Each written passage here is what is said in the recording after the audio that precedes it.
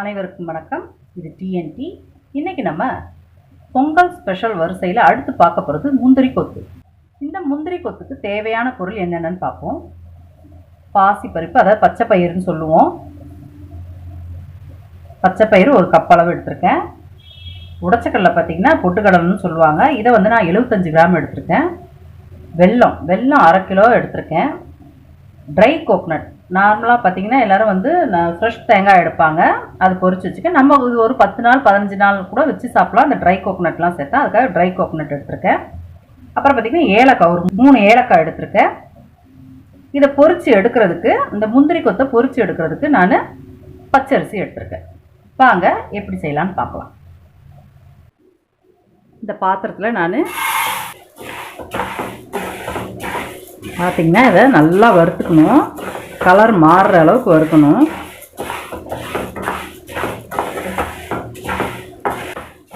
பார்த்திங்கன்னா நல்லா வறுபட்டுருச்சு. கலர் மாறி நல்லா வந்திருக்கு பாருங்கள். நல்லா பொழு பொழுன்ட்டு நல்லா ஒரு முருன்ட்டு வந்திருக்கு. இந்த ஸ்டேஜில் நான் இந்த பொட்டுக்கல்லையை நான் இதில் சேர்த்துக்கிறேன். சும்மா பேருக்கு ஒரு சூட்டு லைட்டாக அதிலே போட்டோம்னா நான் அடுப்பு ஆஃப் பண்ணிடுறேன். இதுலேயே என்ன ஆகும்னா அது அந்த சூட்லேயே கொஞ்சம் இதுவும் சூடாயிரும்.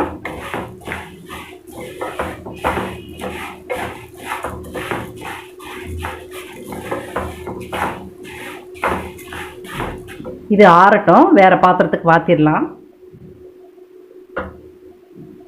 இந்த ஏலக்காயையும் இதுலேயே நான் சேர்த்துக்கிறேன்.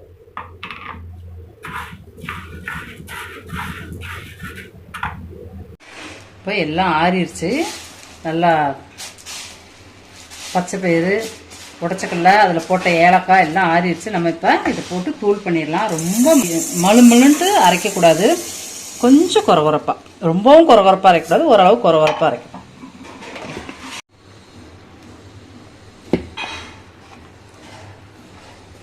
பார்த்திங்கன்னா இன்னும் அரைப்படணும், ரொம்ப இதுவாக இருக்குது. இன்னும் ஒரு பாதி நம்ம அரைச்சிக்கலாம்.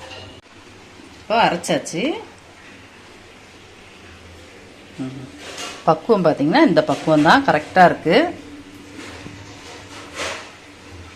கரெக்டாக இருக்குது பாருங்கள் பக்குவம். இந்த பதத்தில் நம்ம இப்போ ஒரு பாத்திரத்துக்கு மாற்றிக்கலாம். இப்போ நம்ம ஒரு கிண்ண அளவுக்கு பச்சை பயிர் எடுத்தோம். அதே கிண்ணத்தில் நான் ஒரு கிண்ண அளவுக்கு பார்த்திங்கன்னா பொடிச்சு வச்சுருக்கேன் வெல்லத்தை எடுத்துக்கிறேன். இப்போ இதில் ஒரு 1/4 கிண்ணம் அளவுக்கு தண்ணி எடுத்துக்கிறேன். இப்போ இந்த வெல்லம் பார்த்திங்கன்னா நல்லா கரையணும். கரைஞ்சதுக்கப்புறம் நம்ம இதை வடிகட்டிக்கலாம். வெல்லம் எப்படி கொதி பக்குவம் வரணும்னா ரொம்பவும் கம்பி பதம், ஒரு கம்பி பதம் 2 கம்பி பதம் அதெல்லாம் கிடையாது. சும்மா பிசு பிசுன்ட்டு இருந்தால் போதும். நம்ம கரைஞ்ச உடனே எடுத்து வடிகட்டிக்கலாம். பார்த்திங்கன்னா வெல்லம் நல்லா கரைஞ்சிருச்சு. பிசு பிசுன்ட்டு இருக்குங்களா? இதுதான் இந்த பக்குவத்தில் நம்ம அவ்வளோதான் எடுத்து நான் அடுப்பு ஆஃப் பண்ணிடுறேன். நம்ம வடிகட்டிடுறோம். இதை இப்போ வடிகட்டிக்கலாம். ஏன்னா இதில் இருக்க தூசு துரும்பெல்லாம் வந்துடும், அதுக்காக தான் நம்ம வடிகட்டுறோம். இப்போ இந்த பாத்திரத்தில் நம்ம பொடிச்சு வச்சுருக்கோம் இல்லையா, அந்த மாவை இதில் சேர்த்துக்கலாம். முந்திரி கொத்து மாவை இதில் சேர்த்துக்கிறேன். இப்போ ஒரு சிட்டிக்கை, அதாவது ஒரு பிஞ்சு அளவுக்கு நான் உப்பு சேர்த்துக்கிறேன்.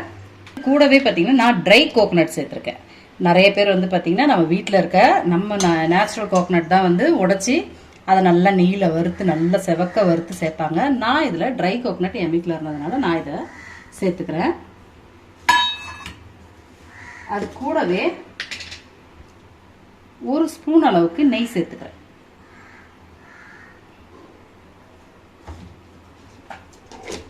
இப்போ நம்ம சூட்டோடைய வெள்ளைப்பாகை இதில் நம்ம சேர்த்துக்கலாம். நல்லா இதை முதல்ல மிக்ஸ் பண்ணி விட்டுறேன், அப்புறம் சேர்த்துக்கிறேன்.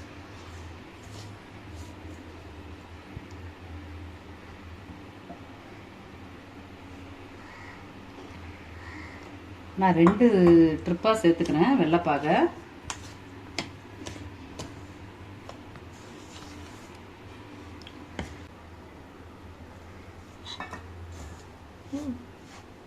நல்லா 2வது ட்ரிப்பும் ஊற்றி நம்ம ரொம்ப லூஸாக பிசையக்கூடாது, ஓரளவுக்கு கிரிப்பாக இருக்கணும். அப்போ தான் உருண்டை பிடிக்க வரும் நமக்கு. இந்த மாவு பார்த்திங்கன்னா வெறுதாவே எடுத்து சாப்பிட்லாம், ரொம்ப டேஸ்ட்டாக இருக்கும்.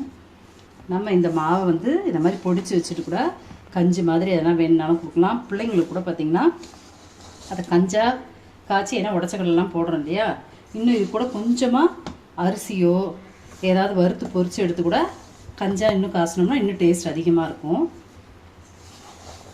நம்மளே கூட குடிக்கலாம், ரொம்ப நல்லது.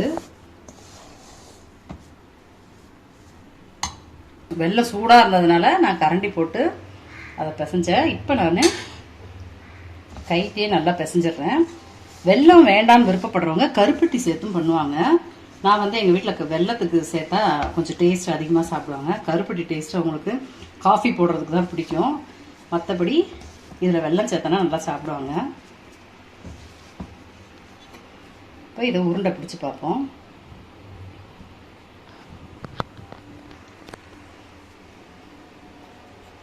இதை மாதிரி உருண்டை பிடிச்சி ஒரு 10 நிமிஷம் நம்ம வச்சிடணும். அதுக்கப்புறமா அதை எப்படி பொரிக்கணும்னு பார்க்கலாம். இதை மாதிரி ஒரு தட்டில் நம்ம உருண்டைங்களை பிடிச்சி வச்சிடலாம்.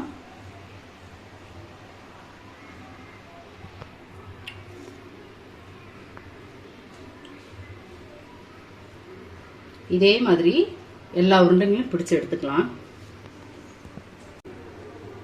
இப்போ நம்ம எல்லா உருண்டையும் உருட்டியாச்சு. இது பார்த்தீங்கன்னா ஒரு 10 நிமிஷம் அப்படியே விட்டுறலாம், கொஞ்சம் இருக்கட்டும். அதுக்குள்ளே நம்ம இதுக்கு தேவையான மிக்சிங் மாவு நம்ம எப்படி கலந்துக்கலாங்கிறத பார்க்கலாம். பச்சரிசி மாவு ஒரு கிண்ண அளவு எடுத்திருக்கேன், இதில் சேர்த்துருக்குறேன். இப்போ மைதா பார்த்தீங்கன்னா ஒரு 2 ஸ்பூன் அளவுக்கு மைதா, 2 டேபிள் ஸ்பூன் அளவுக்கு மைதா சேர்த்துக்கிறேன்.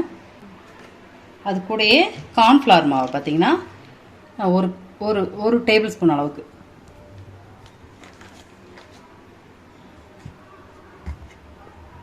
இது கூடயே மஞ்சள் பொடி, கலருக்கு கொஞ்சமாக ஒரு 1/4 ஸ்பூன் அளவுக்கு மஞ்சள் பொடி எடுத்துக்கிறேன்.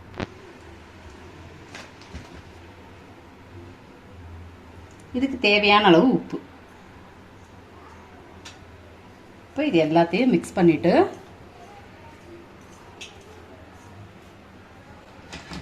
இதில் தண்ணி சேர்த்து மிக்ஸ் பண்ணிக்கலாம். ரொம்ப தண்ணியாகவும் இருக்கக்கூடாது, ரொம்பவும் கெட்டியாக இருக்கக்கூடாது.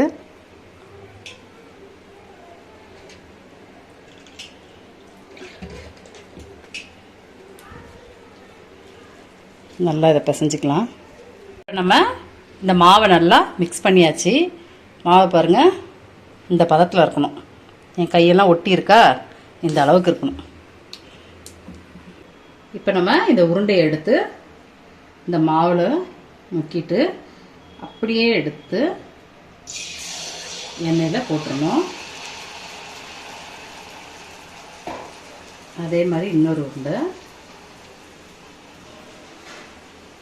அதையே எடுத்து நல்லா வேகணும். ரொம்ப வேகணும்னு அவசியம் இல்லை, மேலே இருக்க அந்த மாவு கோட்டிங் வெந்தாலே நமக்கு போதும். இப்போ நம்ம 2 முந்திரி கொத்தை அப்படி மொத்தமாக டிப் பண்ணி 2 போடுறேன். முதல்ல ஒன்றுன்னா போட்டேன், இப்போ 2 போட்டிருக்கேன். 2 பார்த்தீங்கன்னா எப்படி வந்துருக்கு பார்த்தீங்களா, அதை அப்படியே பரட்டி போட்டுருணும். மேலே இருக்க லேயர் வெந்தால் போதும். நமக்கு உள்ளே வந்து ஆல்ரெடி நம்ம வறுத்து பொடிச்சதுனால வெள்ளைப்பாகு சூட்டில் கரைச்சதுனால அது வேகணுன்ற அவசியம் இல்லை, ஏற்கனவே வந்து தான் இருக்குது. இப்போ நம்ம இந்த மாவு நல்லா 2 பக்கம் கிறிஸ்பியாக ஆன உடனே நம்ம எடுத்துடலாம். அவ்வளோதான், வெந்துருச்சு. நான் இதை எடுத்துறேன். அதே மாதிரி இப்போ 3 பிடிச்சிருக்கேன். இப்போ இந்த 3 டிப் பண்ணி 3 இதில் சேர்த்துக்கிறேன். அப்படியே திருப்பி போட்டாச்சு. இதுவும் வெந்துருச்சு. கொத்து பார்த்தீங்களா, 3 கொத்து இது, 3 கொத்து இது நல்லா வெந்துருச்சு. நம்ம இதை எடுத்துக்கலாம். இதே மாதிரி எல்லாத்தையும் போட்டு உங்களுக்கு 1 வேணுமோ 2 வேணுமோ 3 வேணுமோ அது மாதிரி பக்குவத்தில் போட்டு எடுத்துக்கலாம். முந்திரி கொத்து இப்போ பொரிச்சு எடுத்தாச்சு.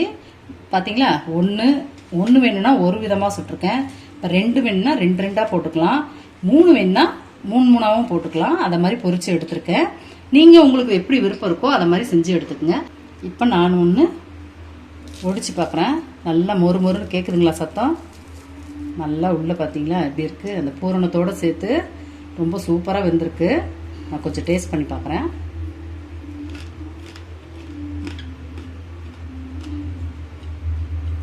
இனிப்பு, தேங்காயோட டேஸ்ட்டு எல்லாம் சேர்ந்து, வெள்ளத்தோட பக்கம் எல்லாம் சேர்ந்து ரொம்ப சூப்பராக இருக்குது.